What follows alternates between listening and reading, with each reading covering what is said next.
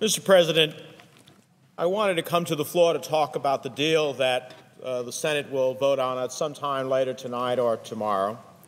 Before I do, I want to say to my distinguished colleague from North Dakota, the chairman of the Budget Committee, as always, what an exceptional job he's done in laying out fact from fiction, the realities of the choices before us. And I only hope that the revenue possibilities that he clearly expressed exist as part of an equation to a solution could be invoked. But I'm concerned based upon what the other side says. We have a deal before us that is a result of a manufactured crisis. The debt limit has historically been raised as a matter of course by both Republican and Democrats, both sides, without conditions. Without conditions. Ronald Reagan did it 18 times without conditions. George W. Bush did it 7 times without conditions. But no, not this time. Not this time. For days, for weeks, this Congress has been held hostage by a radical few, a band of Tea Party tyrants who believe their opinions, their values, their view of the world, their vision of government must be America's vision. It is not. In their world, there is no room for reasonable compromise. There is no room for fair and balanced budget approaches, the kind of approaches to budgets that I and many on this side have worked for and voted for throughout our careers in Congress. I have voted for balance going in, and I was looking for balance in the final agreement, or the hope of balance that the American people have expressed themselves clearly they wanted to see. Spending cuts, but also ending those tax loopholes and creating revenue. I have voted for $2.4 trillion in cuts in the Reid Amendment, with inclusion of a joint committee process. Senator Conrad was talking about that could include revenues, a balanced approach. I have supported increasing the debt limit in a responsible way, a balanced, responsible, fair approach that implements significant but responsible deductions.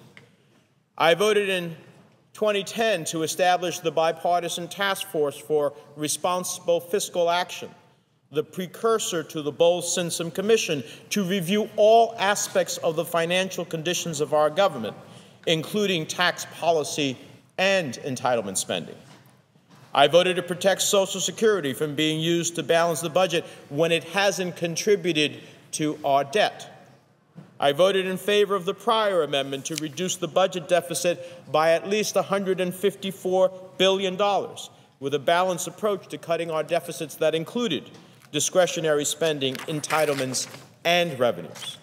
I have supported budget enforcement measures like the statutory pay-go, to pay as you go when you come up with a new idea for spending or a tax break, to control both spending and revenues. I led the effort in this chamber to cut $21 billion in unwarranted big oil subsidies and supported saving almost $6 billion this year alone by cutting ethanol subsidies. And I have voted 5 times in the past to increase the debt limit in a responsible way. But this 11th hour deal, with so many strings attached that it has become a tangled web of conservative social values, is nothing more than a concession to the radical right of one party, and it flies in the face of our values as a nation. It would mean drastic and dramatic cuts to one side of the ledger, overwhelmingly from non-defense spending, and no balance, I repeat, no balance on the revenue side. I know that their suggestion is that the commission can look at revenue. Yes, it can look at revenue, but that commission that is going to be appointed with an equal number of Republicans and Democrats and appointed by the leadership in both houses pretty much tells you where it's going to end up. Speaker Boehner has said he won't appoint anyone to the committee who would accept revenue as part of the mix. Senator McConnell has said there will be no new revenue. they get appointments to that commission. That's half of the commission.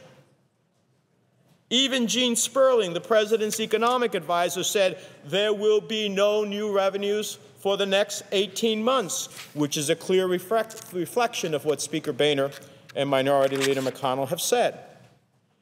And since they won't accept revenue, except maybe in the context of tax reform, which the Joint Committee has said it can't do by the end of the year, which is when this commission is called upon by Thanksgiving to come forth and make a presentation, and we Democrats will have members on the commission who will be responsible and want to strike a deal, we will end up either having to accept the commission's spending cuts without revenue, leaving us with trillions of dollars in non-defense and entitlement cuts, or automatic sequestered cuts that are even more draconian. And does anyone really believe in this chamber that the Bush tax cuts for the top tier, the richest, the wealthiest people, millionaires and billionaires, which will expire in 2012, will be on the table in an election year, that the president will issue a veto threat for those tax cuts and make them the hallmark of his reelection campaign? I don't think so. I don't think so. While I know that if we go to the automatic sequestered cuts, that nearly $1 trillion of those automatic cuts will come supposedly from defense, what guarantees are there that we won't use the overseas contingency fund of $1 trillion to meet the defense side of the cuts? The very fund that Republicans in the budget passed in the House put in their budget, and that virtually all of my Republican colleagues here in the Senate voted on. And they voted on it as cuts. What makes us think, if that isn't the case, what makes us think that supplemental emergency appropriations won't be offered on the defense side while war fighters are in the field, leaving us with no real defense cuts but a hard $1 trillion in cuts on domestic programs like education, student loans, health care, renewable energy, research and development, and the list goes on.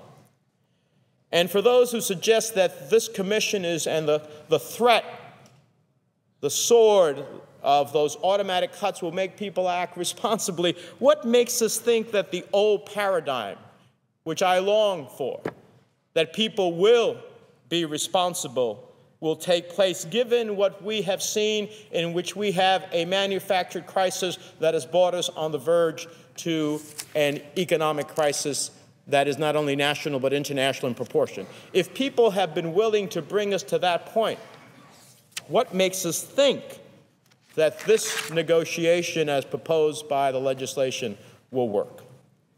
They will continue to look for deeper and deeper cuts to those basic services we as a party and as a nation have fought for.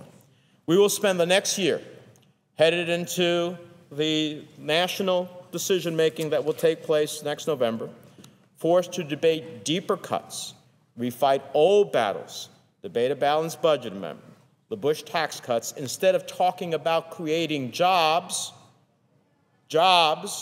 which is what Americans want to see again, and helping middle-class families who are struggling to make ends meet.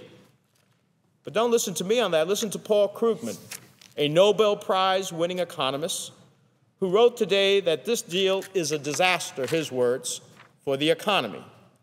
He said, and I quote, "Start with the economics. We currently have a deeply depressed economy. We will almost certainly continue to have a depressed economy throughout next year. And we will probably have a depressed economy through 2013 as well, if not beyond. The worst thing you can do in these circumstances is to slash government spending, since that will depress the economy even further. Pay no attention to those who invoke the confidence fairy, claiming that tough action on the budget will reassure businesses and consumers, leading them to spend more. It doesn't work that way, a fact confirmed by many studies of the historical record." He goes on to say, "Indeed, slashing spending while the economy is depressed won't even help the budget situation much. It might well make it worse. On one side, interest rates on federal borrowing are currently very low, so spending cuts now will do little little to reduce future interest costs. On the other side, making the economy weaker now will also hurt its long-run prospects, which will in turn reduce future revenue. So those demanding spending cuts now are like medieval doctors who treated the sick by bleeding them and thereby made them even sicker. And he goes on to say, and then there are the reported terms of the deal which amount to an abject surrender. First, there will be big spending cuts with no increase in revenue. Then a panel will make recommendations for further deficit reduction, and if these recommendations aren't accepted, and as I described before, the possibility of getting revenue in that equation with the appointments being made by the authorities making them, saying they will appoint no one who will consider revenues, there will be therefore even more spending cuts. So that's a Nobel Prize economist. No, Mr. President, there is no balance in this agreement, no real compromise. It simply does not force shared sacrifice as the American people have demanded. Oil companies will make $146 billion in profits this year. The Big Five, they'll keep picking the pocket of American taxpayers with a ridiculous handout while they earn those billions in profits. Ethanol millionaires will be off the hook with this deal. There's no balance in this deal. There is no fairness. There are nothing but concessions to the radical right wing of the Republican Party that is holding the American economy hostage, a gun to its head, threatening to pull the trigger if they don't get their way. And yet, no one on the right seems to be happy. They want more. They believe they haven't gotten enough.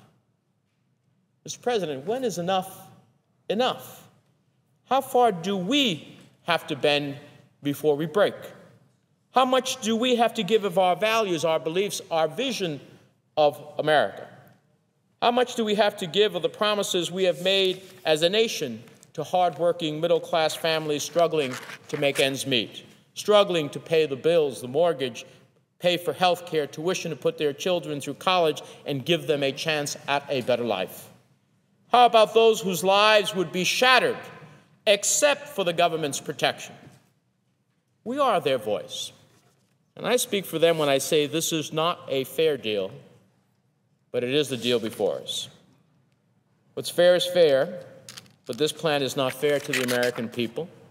I cannot, in good conscience, support a plan where soldiers, seniors, students, and working families must endure trillions in cuts, while oil companies, billionaires, corporate jet owners are not asked to pay 1 cent towards shared sacrifice. The Republicans turned a relatively routine vote to meet America's obligations into a crisis threatening the world's economy. In response, the Reid plan met them 80% of the way by proposing $2.4 trillion in cuts, creating a process where a bipartisan commission could find a balanced approach to deficit reductions that would go beyond that and that would meet the American people's call for shared sacrifice from those who have not only the greatest wealth in the country, but also those who seem to have the privilege and the power to fashion the tax code in a way that benefits them but doesn't benefit working-class families in our country. No, but that wasn't enough for the Tea Party, nor for the party they now control. No, instead, they have insisted on a process where oil companies, billionaires, offshore tax havens, and the corporate elite are completely protected from making shared sacrifices. That is simply not fair, and I cannot support it. The thought that because our soldiers will join seniors, students, and working-class families on the chopping block, that Democrats should flock to this plan is wrong-headed. Eliminating troubled DoD weapons systems is one thing, but across-the-board cuts will punish those who are bravely serving our country in a time of war. Adding these cuts just makes what was a painful plan a totally unfair, unbalanced, and unacceptable plan. I supported the majority leader's plan. I have shown I am serious about deficit reduction. I have supported a fair deal as described by people in New Jersey and across our country. A reasonable deficit reduction plan that truly represents compromise. A deal that fulfills the common sense idea of shared sacrifice. I know shared sacrifice, Mr. President. This is not shared sacrifice. This is capitulation to a radical fringe of the Republican Party that will not bend until they break this economy or get their own way. I have been for deficit reduction. I have voted for fair approaches to deficit reduction. I know fairness, but this deal, Mr. President, is not fair, and I will not support it.